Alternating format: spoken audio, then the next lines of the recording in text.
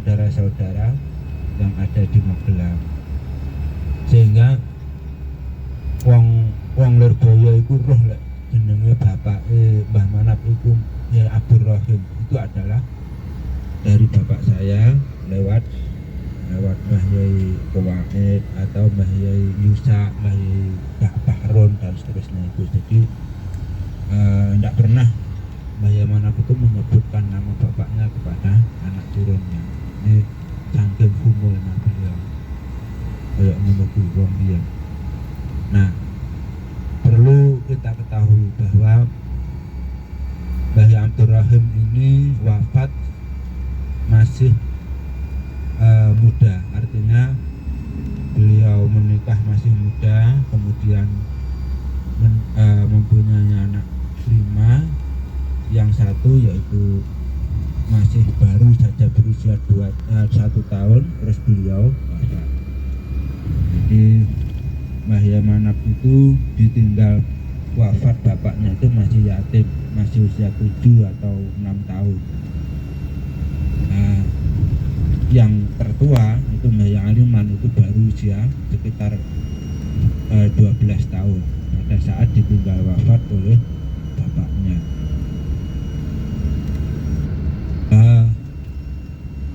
Dan Mbah Yai Abdurrahim ini putra dari Mbah Yai Sulbiah. Mbah Yai Sulbiah itu aslinya namanya Mbah Yai Abdullah, dijuluki dengan Sulbiah itu karena satu-satunya putra dari Mbah Yai Nur Rahim yang laki-laki itu adalah beliau ya Abdullah, sehingga dijuluki Sulbiah. Sulbiah itu sulbun itu loh. Sulbi itu anak ibu bekas, anak kandung. Nah, itu kan Mbah Yai Sulbiah. Julukannya Mbah Yai Sulbiah, nama aslinya Mbah Yai Abdullah. Terus nanti Mbah Yai Abdullah ini putra dari Mbah Yai Nur Rahim. Mbah Yai Nur Rahim ini yang pertama kali babat di Sombanar, dusun Banar. Kalau desa Ndiyangannya itu sudah lama ada, cuman ada wilayah yang kemudian dibabat oleh Mbah Yai Nur Rahim, ini namanya dusun Banar. Dan dusun Banar ini adalah dusunnya para santri karena memang yang babat itu adalah Mbah Yai Nur Rahim. Mbah Yai Nur Rahim sendiri ini adalah dari keluarga kerajaan. Beliau ini ya seera, satu masa dengan Pangeran Ponegoro. Jadi merasa ada yang tidak beres dengan perebutan kerajaan, perebutan tahta kerajaan di Mataram, akhirnya menyingkirkan diri dari kerajaan, kemudian menyingkirkan diri di dusun Ndiyangan ini dan mendirikan padepokan, ada padepokan ilmu, ada padepokan kanuragan dan seterusnya pada saat itu. Nah, padepokan ilmunya bagian ngaji itu adalah Mbah Yai Nur Rahim, kemudian bagian kesaktian itu adiknya yang namanya Mbah Nur Rahman. Nanti makamnya 3 jejer, ada Mbah Yai Nur Rahim, Mbah Yai Nur Rahman, dan siapa itu satunya Mbah Abdul Jalal apa siapa itu. Mereka bertiga bersaudara dari keraton yang bersama-sama melarikan diri dari kerajaan, kemudian babat yang desa Tuna. Kemudian nantinya itu Mbah Yai Nur Rahim itu oleh Nirakati anak putune. Itu beliau itu topo neng dhuwur neng kali, itu lungguh di atas batu padas, itu sampai legok, sampai ngecap bokong. Jadi batu hitam itu batu padas dilungguhi mbuh pirang tahun sampai legok ngecap bokong. Iki bayangno wong biyen ki oleh tirakat ngono kuwi. Nah, kebetulan di antara anak turunnya ini yang oleh Allah dianugerahi mendapatkan hasil tirakatnya Mbah Yai Nur Rahim ini, salah satunya adalah Mbah Yai Manap ini. Maka buktinya apa? Anak putunya itu banyak. itu anak turunnya banyak sekali, tapi tidak ada yang mencapai kemuliaan seperti Mbah Yai Manap. Dan kebetulan sejak kecil Mbah Yai Manap ini dikersakno ya lakone kaya ngono rekoso tok, tapi kemudian gelem mondok. Dulur-dulur liyane, kakaknya juga mondok tapi tidak tutup. Apalagi yang misanan-misanannya itu jarang sekali yang mondok, malah lebih kembali ada yang milih kembali ke istilahnya golek jabatan, golek duniawi dengan mendekat pada Belanda dan seterusnya. Seperti itu. Jadi tirakate wong biyen niku ya tetap sangat mempengaruhi kemuliaan anak putu. Walaupun tidak semua anak putunya itu jadi orang mulia, kadang-kadang hitung turun lagi ketok enek wong mulyane itu juga banyak. Yang jelas kita juga harus seperti itu. Awake dhewe iki yo gelem rodok tirakat lah, paling enggak itu tirakat dengan caranya awake dhewe bagaimana bisa bermanfaat bagi orang lain, beramal saleh sebanyak-banyaknya yang tujuannya adalah nirakati anak putu. Wong awake dhewe ditirakati wong mbah-mbah awake dhewe dadi mung koyo ngene. Apa menah lek awake dhewe los-losan gak nirakati anak putu. Selamat ora anak putune kan ya wis wong nabi sawah. Ini saya juga dapat cerita dari Mbah Yai Soleh Mandar Kidul. Ternyata yang namanya Mbah Yai Ali Maklum atau Mbah Yai Nal Abidin, Mbah-mbahane wong Jalati, itu ternyata juga melakukan puasa yang tirakat yang hampir sama, yaitu tirakat nang dhuwur kali Brantas, lungguh nang gone watu padas, watu hitam yang sampai lebok ngecap bokong. Ini ternyata banyak wong-wong biyen yang melakukan tirakat-tirakat seperti itu, sehingga Mbah Zainal Abidin ini yang sekarang makamnya itu di selatan, jadi Jalati itu kan kalau yang Tungkup Utara itu kan Mbah Yai Soleh, Mbah Yai Ali Maklum dan beberapa. Kalau Mbah Zainal Abidin itu yang lurus dengan mihrabnya masjid yang ada gubuknya itu, itu Mbah Zainal Abidin. Sehingga dengan tirakat di atas air, di atas Sungai Brantas itu beliau akhirnya ngaji langsung tafsir Jalalan kepada Nabi Khidir, itu Mbah Zainal Abidin. Ini makanya banyak sekali para sesepuh yang melakukan tirakat di atas air yang akhirnya ketemu Nabi Khidir. Contohnya Mbah Yai Dahlan. Mbah Yai Dahlan abahnya Mbah Yai Marzuki, Mbah Yai Ihsan itu kan juga topone ya nang dhuwur kali. Akhirnya ketemu dengan Nabi Khidir dan minta tolong anak cucunya atau keturunan itu diperkenankan untuk berguru langsung pada Nabi Khidir. Hal-hal seperti ini. Tapi ya itu kebetulan walaupun Mbah Yai Dahlan sudah matur pada Nabi Khidir koyok ngono, tapi lah anak putune gak gelem ngaji ya ora iso mendapatkan berkah dari tirakate baik. Sehingga Nuwun Sewu ketika Mbah Yai Idris itu dulu sempat gandrung kencaan, tirakat Ibnu Alwan sampai tingkat selikur, kemudian hampir mencapai tingkat 41, tingkat paripurna, tingkat puncak. Ketika arep nglakoni Ibnu Alwan tingkat 41 ini ditimbali karo Mbah Yai Marzuki. Terus awakmu itu lek sing mbok lakoni ngono-ngono wis bali ana jampes ae. Nang Lirboyo ngaji. Wis dono ngono. Nang Lirboyo ngaji. Jadi seperti itu. Akhirnya ya seperti itu. Jadi kalau memang bab ajdagiyah ya neng, ya bebas. Tapi kalau tarekahnya tarekah ta'lim nang Lirboyo kudu ngaji. Masih anak kiai lek gak ngaji yo duduk ngono dhewe Mbah Marzuki. Masane wong alim, masane wali lek gak gelem ngaji, panggah duduk. Jadi untuk nyobrok rahmati Allah, nyobrok anugerah Allah yang dihasilkan dari tirakat Mbah Bayawa itu ya kudu gelem lakon, harus gelem lakoni apa kaya sing dilakoni Mbah Bayawa itu. Laqad kana lakum fi Rasulillahi uswatun hasanah.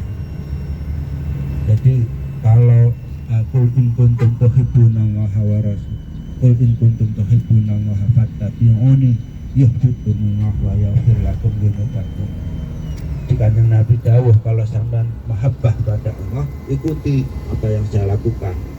Jadi awak dhewe iki lek pengen entuk berkah Kanjeng Nabi ya kudu gelem niru apa sing dilakoni Kanjeng Nabi. Lek ora niru kelakuane Kanjeng Nabi ra bakalan entuk napa sing bangsane syafaat, rahmat, apalagi pendonga-pendonga Kanjeng Nabi. Nek wong ngaku cinta tapi tanpa ada tindakan bisa. Nah, akhirnya begini. Ketika Mbah Abdurrahim ini wafat, ketika anak-anaknya masih kecil-kecil, yang paling tua itu Mbah Ngaliman umur sekitar 15-an tahun. Mbah Yamanap itu belum balik, sekitar umur 9 atau 10 tahun. Mergo bapak saya dawuh, Mbah Yamanap itu dawuh ngene, aku dongakno diakoni santrine Mbah Yai Khalil, mergo lek ku golek ngilmu, lek ku mondok itu ket durung balik. Jadi 9 atau 10 tahun, yang jelas belum balik. Itu mulai mondok, dan ceritanya mondok yang aneh. Jadi ada 3 bersaudara, Mbah Ngaliman, Mbah Mukmin sama Mbah Manap. Mbah Ngaliman ini sekitar 15 tahun, Mbah Mukmin ini baru usia 12 tahun, Mbah Manap ini sekitar 10 atau 9 tahun. Nah itu Mbah Ngaliman ini dawuh nang adik-adik Min, Nap, sama aneh ngoten. Awake dhewe iki pas wayahe bapak cek urip iki bolak-balik didhawuhi, sok lek gede tak pondokno nang Jawa Timur. Kenapa kok Mbah Yai Abdurrahim dawuh seperti itu? Karena pada saat itu keluarga-keluarga kerajaan yang alim-alim itu sudah mengungsi, melarikan diri ke Jawa Timur dan mendirikan pesantren. Sementara keluarga-keluarga kerajaan yang alim yang melarikan diri ke Jawa Tengah ini tidak bisa mendirikan pesantren karena terus diawasi oleh pihak Belanda. Kecuali kalau pondoknya sudah jadi, seperti kayak pondok-pondok besar di Jawa Tengah yang sudah berdiri sejak zaman dahulu. Kayak Sarang itu kan berdiri ketika setelah era Diponegoro sudah mulai perang. Nah, jadi pada saat itu seperti itu. Jadi tempat yang dirasa aman untuk mendirikan pesantren dan mondok itu adalah Jawa Timur.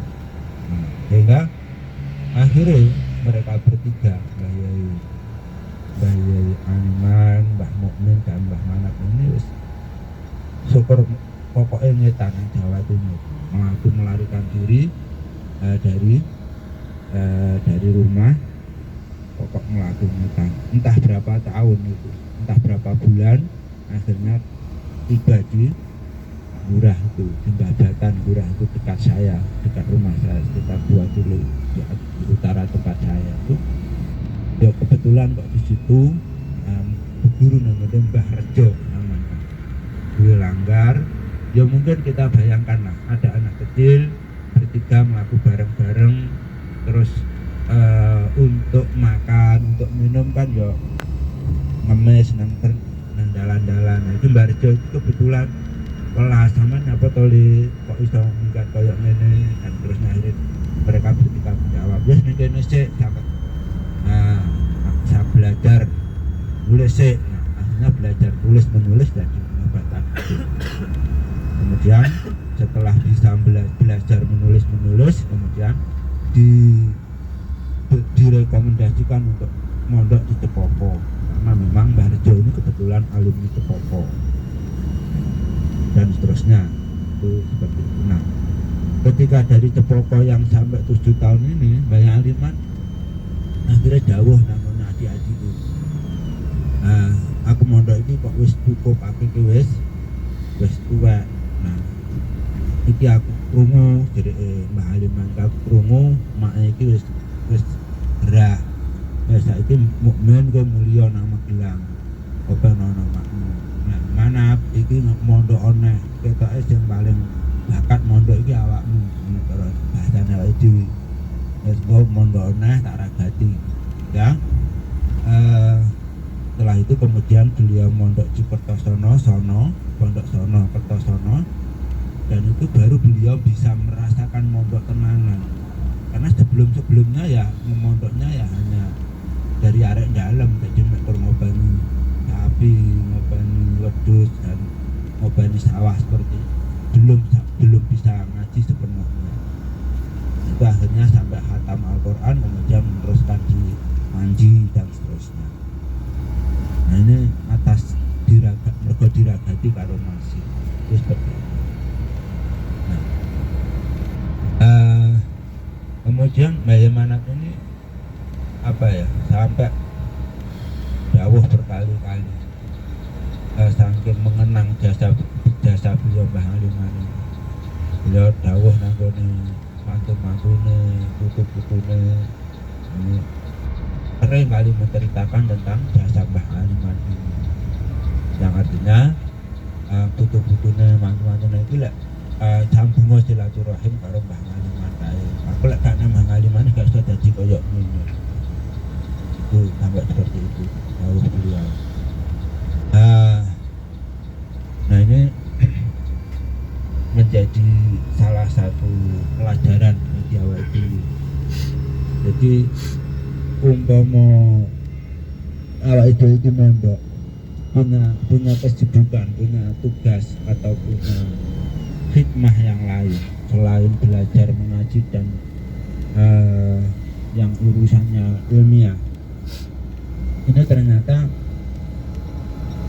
ya lek gak mempunyai waktu yang dikhususkan untuk ngaji, ora iso dadi wong alim. Buktine ngeten itu. Jadi Mbah Aliman, Mbah Mukmin, Mbah Yai Manap itu ngajinya bareng, mondoknya bareng. Tapi karena jenenge mondok ra diragati wong tua, akhirnya kan melok dalem apakane. Hikmah nang ngene kiyaine ben iso ngenger nang ngene Mbah Yaine.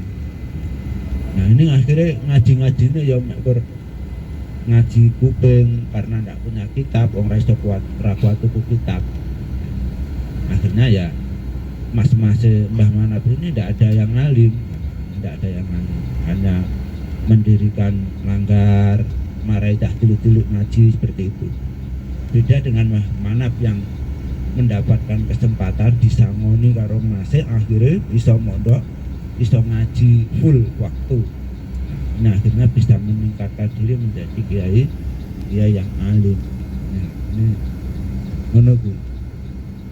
Jadi akhirnya kita lihatlah bocah dalam atau pengurus ini kalau tidak meluangkan waktunya, bagaimana bisa mengembangkan keilmuannya dalam segi ngaji, mutolaah sing tenanan,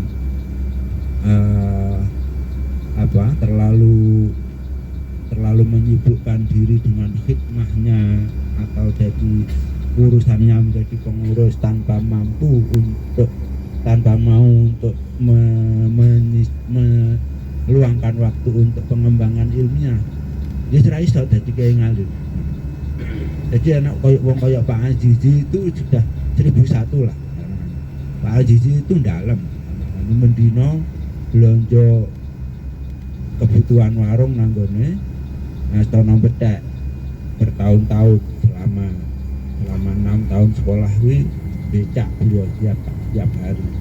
Nah, tapi karena beliau ini punya keinginan kuat untuk meluangkan waktu belajar, kemudian setiap bahasa masail itu pasti melekan, walaupun toh paginya nanti harus becak dilakoni bertahun-tahun, akhirnya jadinya ya iso ngono. Nah, sejak dalam saiki ora tau gelem melok ngaji ngono wis jadinya ya seperti itu. Jadi itu tergantung kepada kulun majiziyun bi amali in khairan fa khair wa in syarran fa syarr. Masih wong tua niki wong tua hebat, wong tua yang terkenal tirakat, wong alim dungane mustajab misalnya. Aja ngandalno wong tua. Wis seperti itu. Kudu golek dalan dhewe, kudu golek lakon dhewe. Buat yang paling penting monggo kita itu ittiba, apalagi Mbah Manap itu kalau pada putunya, kalau kepada anak cucunya itu lek bab ngaji keren banget. Jadi yang diceritakan oleh bapak saya itu pokoknya kok waktunya jam sorogan. Jadi Mbah Manap itu meluangkan waktu untuk nyorok bapak saya itu di dini hari karena waktunya sudah habis.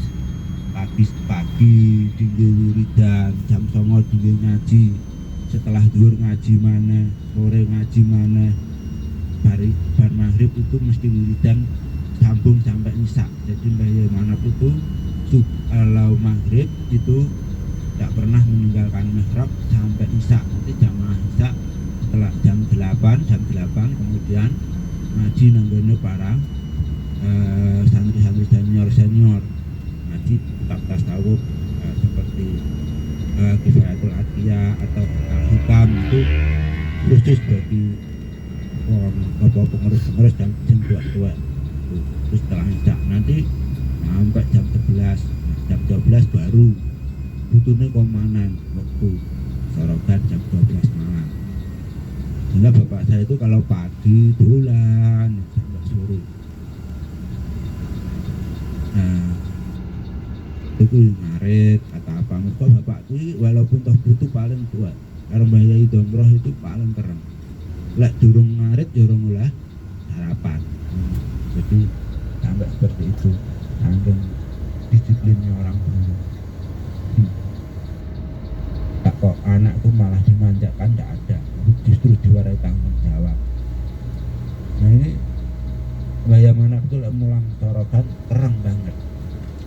Lek misalkan gurunya lek tambah urung nambah hafalan urung diulang, jadi hafal dhisik baru diulang no. Terus gurunya itu lek urung nambah hafalan urung ditambah pelajaran, jadi hafalan dhisik lagi diulang. Jadi prakteknya al-fahmu ba'dal di tenanan. Enggak sampai sepuh, sampai beliau bapak saya itu sampai menjelang wafat itu apalan-apalannya ya apal kabeh wong iki ngaji Aqidatul Awam, apal dhisik lagi di ngaji Jurumiyah, apal dhisik lagi ngaji seperti itu. Sehingga bapak saya itu mensyorokkan pada Mbah Manap hanya kitab kecil-kecil. Jadi Mbah Manap itu tidak pernah memberi pelajaran di kitab-kitab besar-besar, tidak pernah. Paling gede itu Alfiyah, paling gede Minhajul Qawaid, paling gede Riyadhus Shalihin itu. Nah, Bidayatul Hidayah itu menposo yes kuwi dan diteruskan oleh Mbah Yai Idris. Menposo itu pasti mengajinya Bidayatul Hidayah. Kemudian butuhnya ya juara wajib sorokan Quran, wajib jurumnya, dan saya merasa jurumnya khatam itu hanya bapak saya. Mbah Idris itu belum sampai khatam sudah hafal.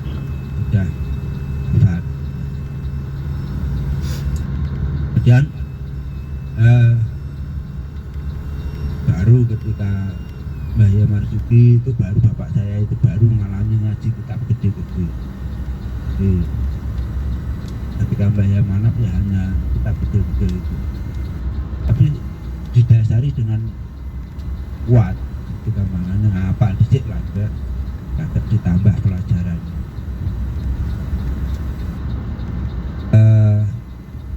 Ini saya ingin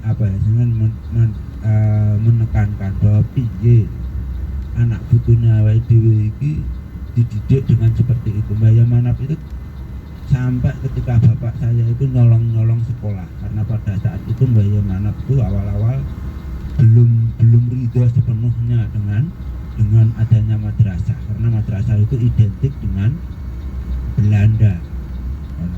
Jadi masih ridho bisuhdin. Mbah Fakih ngedekno MHM itu awal-awal masih ridho bisuhdin. Dinangi ngono Pak, mereka di backup oleh Mbah Yai Jawahari mantune. Jadi sing ngongkon ngedekno madrasah itu Mbah Yai Jawahari. Kemudian Mbah Yai Manap itu belum ridho sepenuhnya. Nah, ketika bapak saya itu sekolah sampai setahun, terus konangan Mbah Yai Manap langsung disuruh keluar dari madrasah.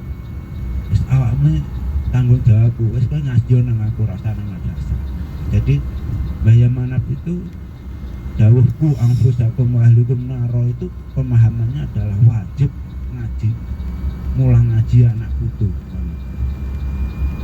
Anak putuku kudu iso ngaji dinggilku anfusakum wa ahlikum naro. Kereng tenan.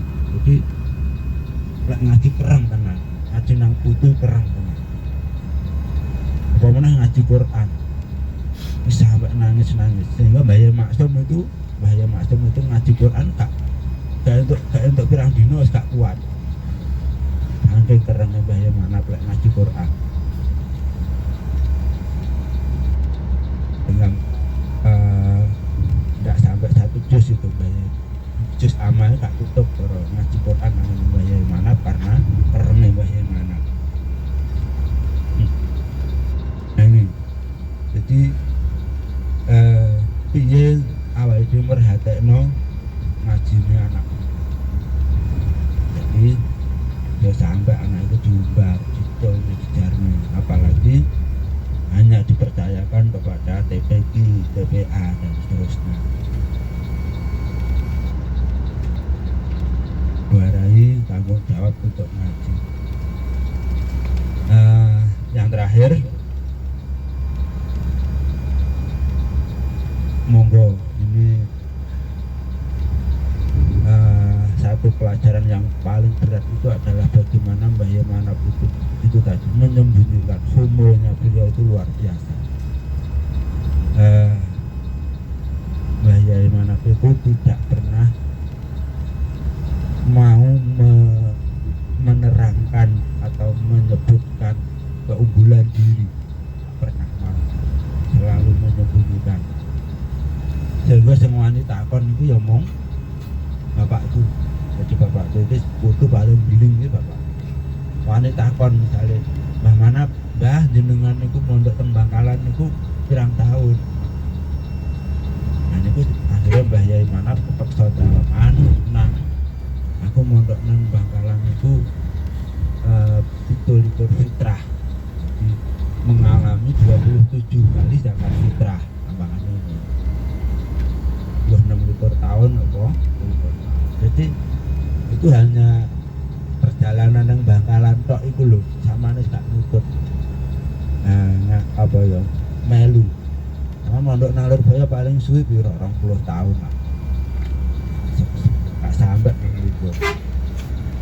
Ini padahal Mbah Yai Manap sebelumnya itu sudah kemana-mana. Jadi cara dihitung Mbah Yai Manap ini mondok mulai umur 9 tahun sampai beliau menikah itu umur 52 tahun. Tapi beliau dianugerahi umur panjang. Beliau sampai berusia 98 tahun. Cara ngitung Masehi. Kalau ngitung Hijriah ya mungkin 102 atau 103 tahun. Jadi beliau itu wafat tahun 1952, menikah tahun 1909. 1909 sama itu 52 dilongi 1909 kan 52 berkompres sangat puluh.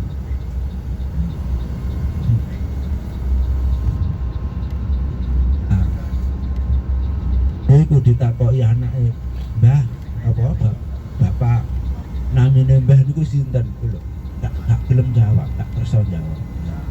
Oleh menyembunyikan dirinya agar jangan sampai anak putune itu membanggakan nasab, membanggakan keturunan. Sampai kaya gitu. Bon, ngoten mawon. Jadi humul itu penting sekali. Jadi jaganya anak putune ben bangga, selamat dunia akhirat. Bon. Assalamualaikum warahmatullahi wabarakatuh.